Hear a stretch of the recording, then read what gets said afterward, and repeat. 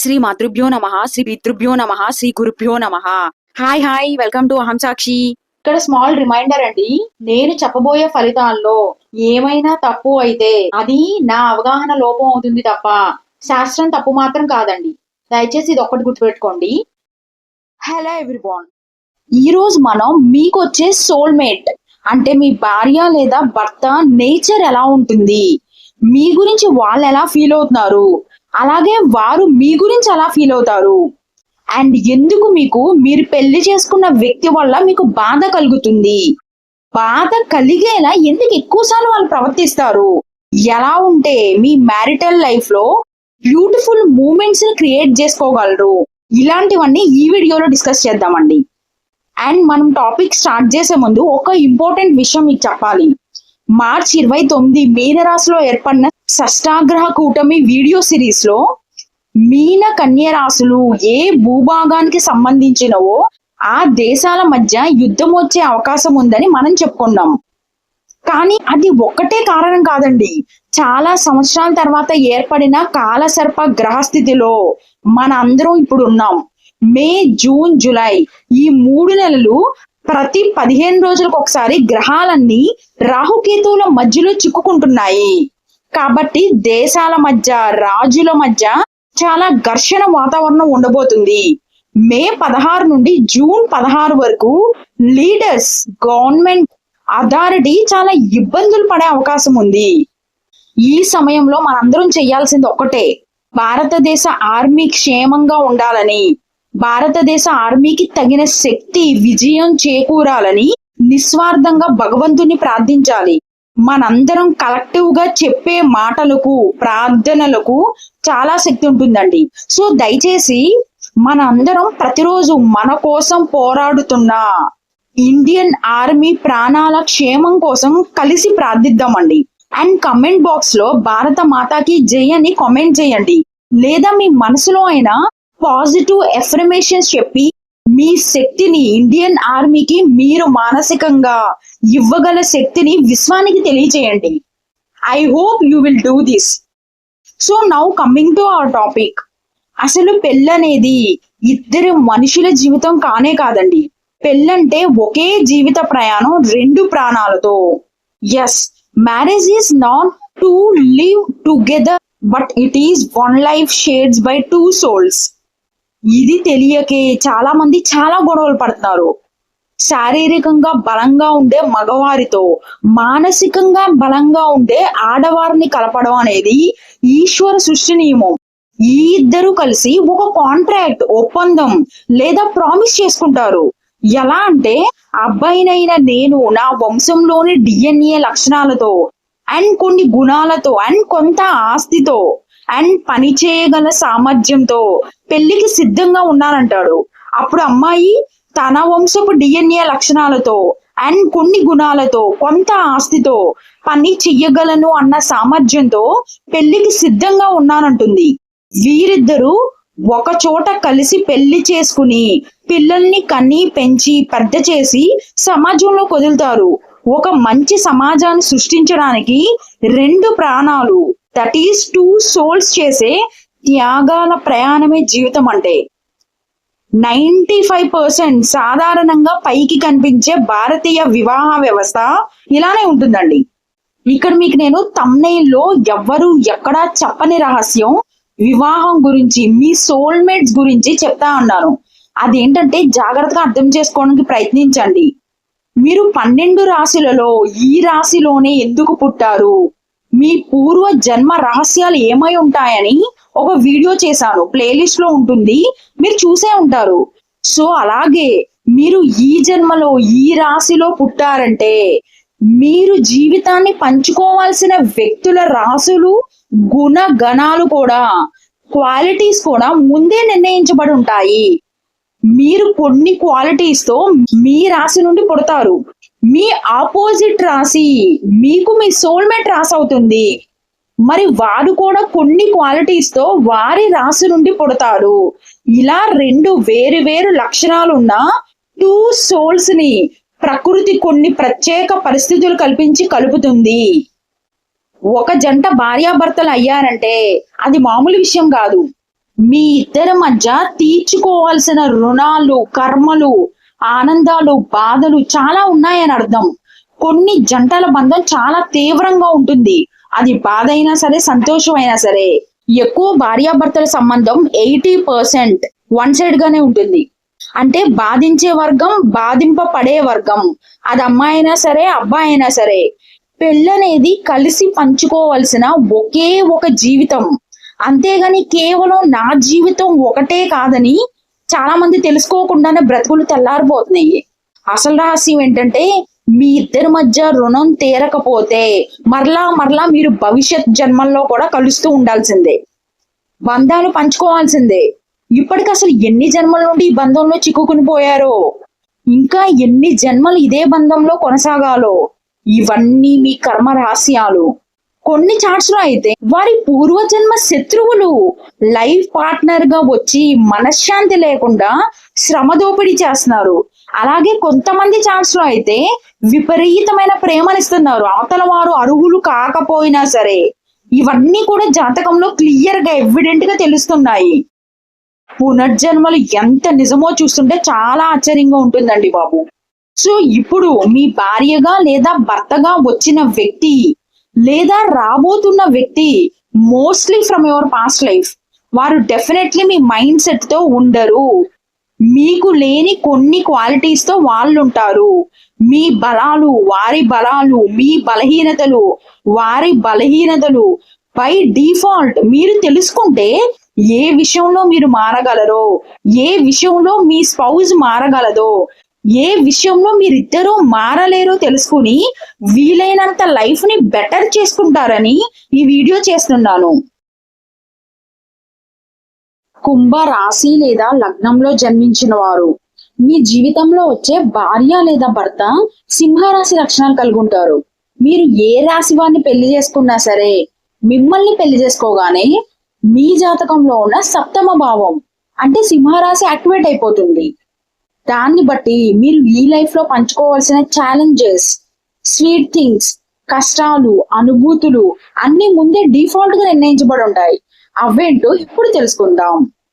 కుంభరాశి వారు లేదా లగ్నం వారు మీరు చాలా మేధస్సుతో కూడిన, సామాజికంగా ముందుండే వినూత్న ఆలోచనలు చెయ్యగలరు. చాలా బ్రాడ్ మైండెడ్ పర్సన్స్ మీరు. విశాల దృక్పథం ఉంటుంది మీకు. చాలా ఇన్నోవేటివ్ గా ఉంటారు. నలుగురికి పరోక్షంగా అయినా హెల్ప్ అయితే చాలనుకుంటారు. కానీ మీ పార్ట్నర్ నలుగురిని నడిపించే లీడర్ గా ఉండాలనుకుంటారు. చాలా ప్రైడ్ అండ్ గర్వం, ఆత్మవిశ్వాసంతో ఉండే వ్యక్తి అయి ఉంటారు. చాలా ఎక్కువ ప్రేమ అండ్ గౌరవం కోరుకుంటారు. మీరు ఎక్కువ ఫ్రీడమ్ ఇష్టపడతారు. మీ పార్ట్నర్ మాత్రం మీ ప్రెజెన్స్, ప్రేమ ఎక్కువ కావాలనుకుంటారు. కాస్త డామినేట్ చేస్తారని చెప్పొచ్చు మిమ్మల్ని. మీ ప్రేమ ఆలోచనలతో మొదలవుతుంది. ఇట్స్ లైక్ ఆలోచనలు, ఐడియాస్ షేర్ చేయడం వల్ల మీరు ప్రేమను చూపిస్తారు. మీకు అదే ఫేవరెట్ టైం అన్నమాట. కానీ మీ పార్ట్నర్ ప్రేమ హృదయంతో మొదలవుతుంది. ఎక్కువ ఎమోషన్స్ కి వాల్యూ ఇస్తారు. మీ ఇద్దరు కూడా ఈ డిఫరెన్సెస్ ని అర్థం చేసుకోవడానికి ట్రై చేయాలి. మీ పార్ట్నర్ ఎక్కువ వారిని పొగడాలని, వారి అభిప్రాయాలను మీరు గౌరవించాలని చాలా కోరుకుంటారు. కానీ మీకు ఇది అంతగా అర్థం కాకపోవచ్చు. ఎందుకంటే మీ పార్ట్నర్ నా వెనుక ఎవరు నిలబడ్డారు అనే స్వభావంతో ఉంటే, మీరేమో నేను ఎవరి కంట్లో పడకూడదనే స్వభావంతో ఉంటారు. ఈ డిఫరెన్సెస్ మీ ఇద్దరు అర్థం చేసుకోగలగాలి. మీరు ఎక్కువ మార్పును కోరతారు. మీరు మారతారు ఎప్పటికప్పుడు కాలానికి తగ్గట్లు. అలానే మీ చుట్టూ ఉన్న ఫ్రెండ్స్, రిలేటివ్స్, సమాజంలో కూడా మీరు మార్పును కోరతారు. కానీ మీ పార్ట్నర్ తన చుట్టూ ఉన్న వారిని ప్రభావం చేసేంత గొప్పగా ఎదగాలనుకుంటారు. వారికి అదే ఇంపార్టెంట్. ఒకరికేమో గమ్యం చూపే శక్తి ఉంటే మరొకరికి ఆ గమ్యంలో నడిపించే శక్తి ఉంటుంది. ఒకరు ఆలోచిస్తారు, ఇంకొకరు ఆచరిస్తారు. That's the beauty of your pair. ఇది మీరు అర్థం చేసుకోగలగాలి. మీరు ప్రేమ విషయంలో కాస్త కూల్ గా రియాక్ట్ అవుతారు. కానీ మీ పార్ట్నర్ చాలా అగ్రెసివ్ గా, తాపత్రయంతో ఉంటారనమాట మీరు ప్రేమని ఇవ్వాలని.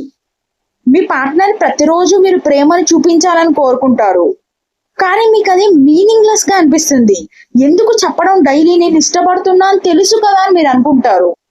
మీరు ఎప్పుడు ఒక విజన్ తో ఫ్యూచర్ ని దృష్టిలో పెట్టుకుని జీవిస్తారు. కానీ మీ పార్ట్నర్ ప్రస్తుత విజయాలపైనే దృష్టి పెడతారు.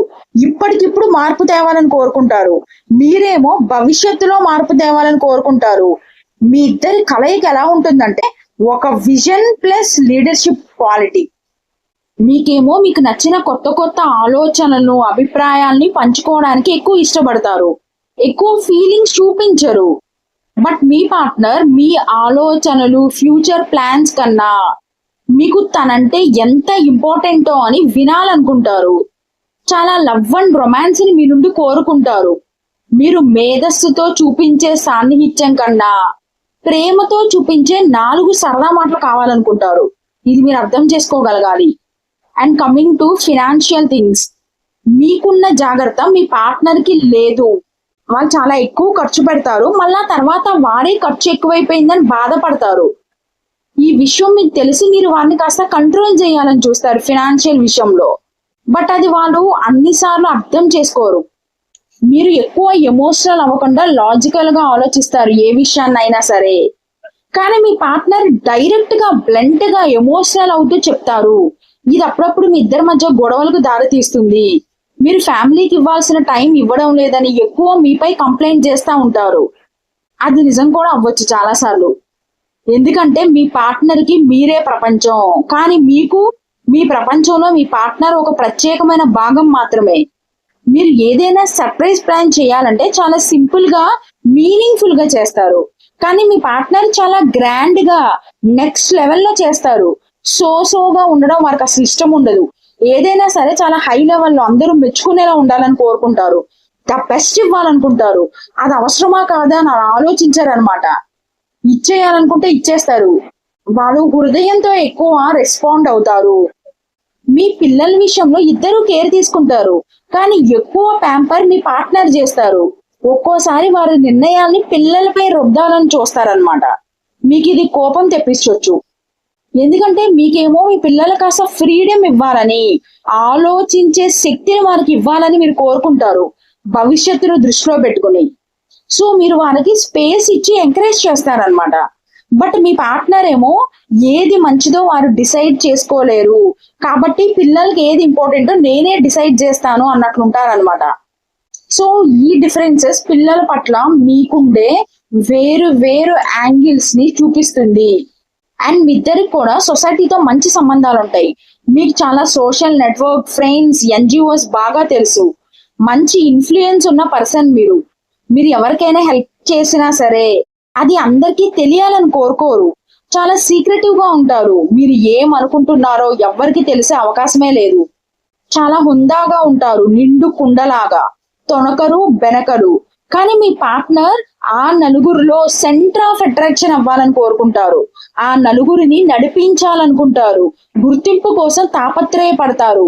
తనే హైలైట్ అవ్వాలి అని చాలా కష్టపడతారు అనమాట. అందుకోసం మీరేమో సమాజానికి నేను ఎంత ఉపయోగపడ్డాను, నా ఫ్రెండ్స్ కి ఎంత ఉపయోగపడ్డాను అని ఆలోచించినప్పుడు చాలా తృప్తిగా ఫీల్ అవుతారు.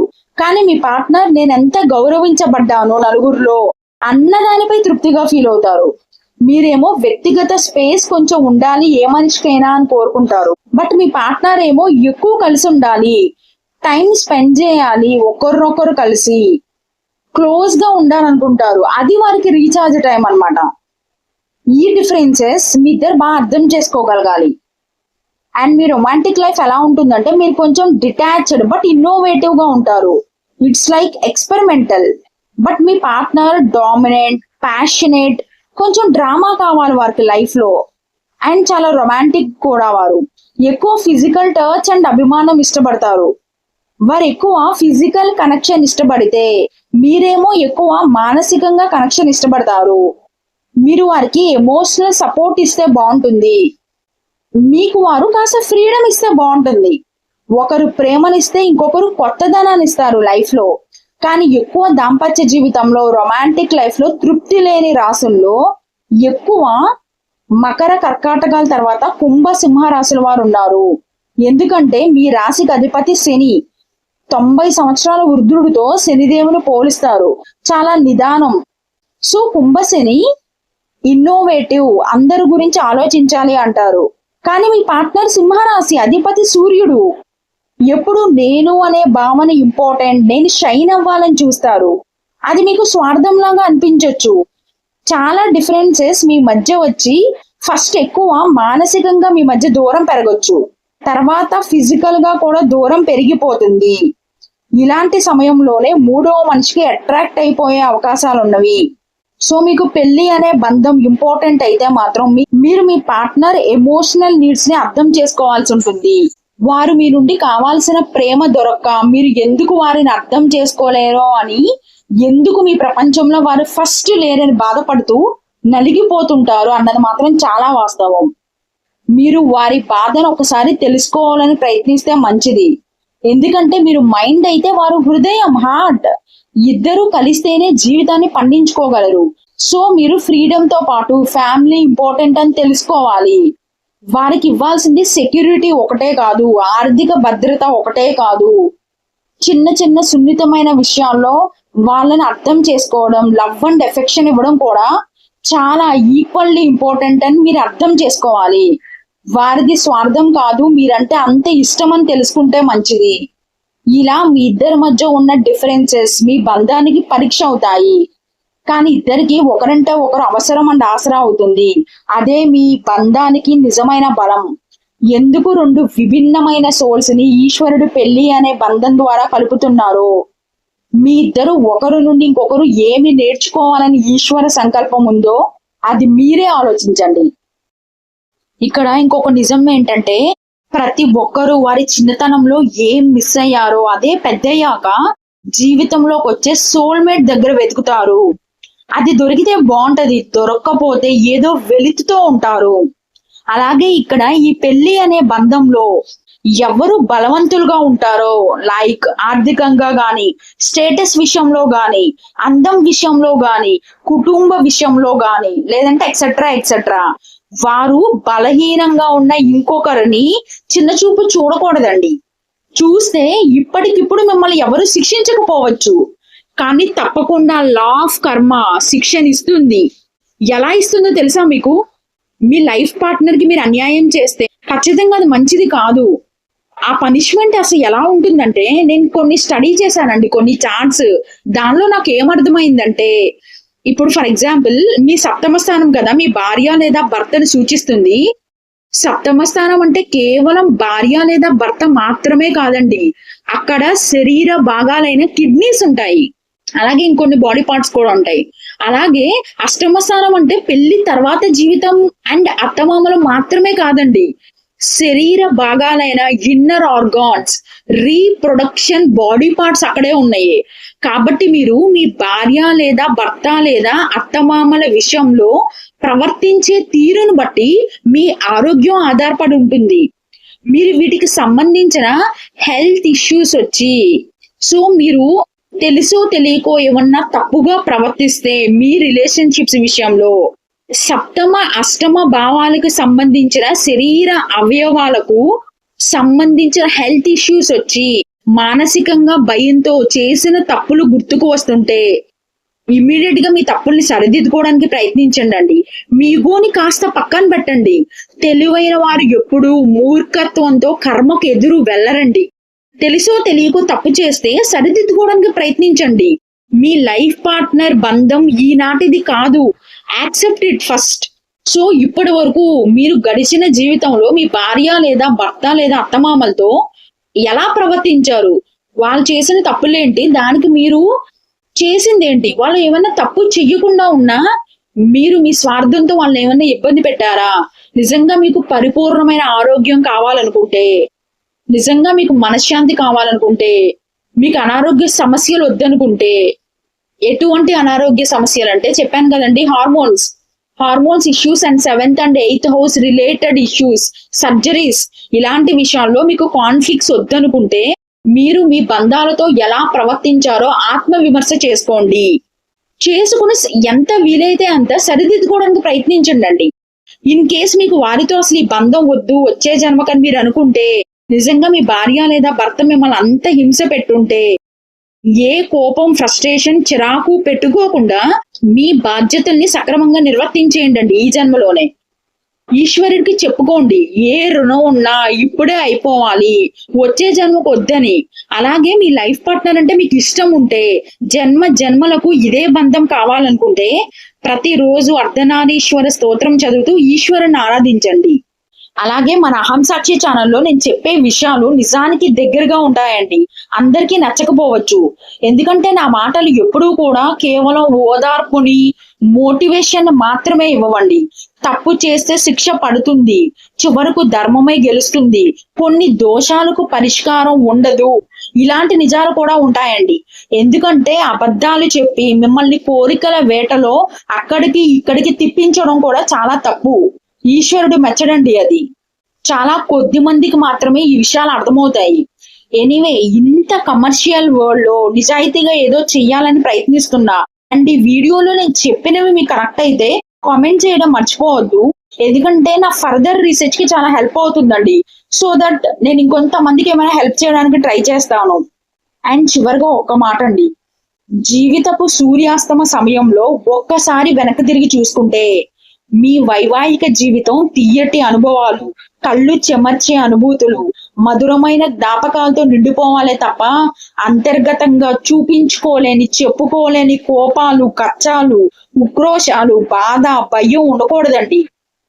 అలా మీ సూర్యాస్తమ సమయం తీయగా ఉండాలంటే ఏం చెయ్యాలో ఆలోచించగలిగే శక్తి ఇవ్వమని మీ ఇష్టదైవాన్ని ప్రార్థించండి. అలాగే ఎవరైతే తనను తాను ప్రేమించుకుంటారో, గౌరవించుకుంటారో వారు మాత్రమే ఎదుటి వారికి ప్రేమనివ్వగలరు. కాబట్టి focus on self care and love before mutual love. Society ఇచ్చే ఒత్తిడి, ప్రెషర్, కండిషన్స్ నుండి బయటపడి మీకు మీరు ఏం కావాలో నిర్ణయించుకోవడానికి ప్రయత్నించండి. దానికోసం ప్రతిరోజు కొన్ని పాజిటివ్ అఫర్మేషన్స్ రాస్తుండండి. It helps you a lot. ఒక అఫర్మేషన్ ఏంటంటే, నన్ను నేను ప్రేమించుకుంటున్నాను, నన్ను నేను గౌరవించుకుంటున్నాను. ఈ పాజిటివ్ అఫర్మేషన్ మీకు మంచి వ్యక్తిత్వాన్ని ఇచ్చి మీలో ఉన్న లవర్ ని, ఆ ప్రేమికుణ్ణి లేదా ప్రేమికురాల్ని బయటకు తీసుకువచ్చి మంచి మ్యారీడ్ లైఫ్ ఇచ్చేలా, ఇప్పుడున్న మ్యారీడ్ లైఫ్ ని ఇంకొంచెం బెటర్ చేసుకునేలాగా హెల్ప్ చేస్తుంది. బ్యూటీ లైస్ ఇన్ ఎఫర్ట్స్ అండి. ప్రయత్నించాలి. ఏ ఫేజ్ లో ఉన్నా సరే మళ్ళీ జీవితాన్ని అందంగా మలుచుకోవడానికి ఏం చేయాలి, దానికోసం ప్రయత్నించాలండి. అలా మీ జీవితం ఇంకొంచెం బెటర్ అవ్వాలనే మన ఛానల్ యొక్క ముఖ్య ఉద్దేశం. దట్స్ ఆల్ అండి. Thank you for watching. And ఈ వీడియో మీకు నచ్చితే లైక్ అండ్ షేర్ చేయడం మర్చిపోవద్దు. సర్వం శ్రీ కృష్ణార్పణమస్తు. సర్వే జన సుఖినో భవంతు.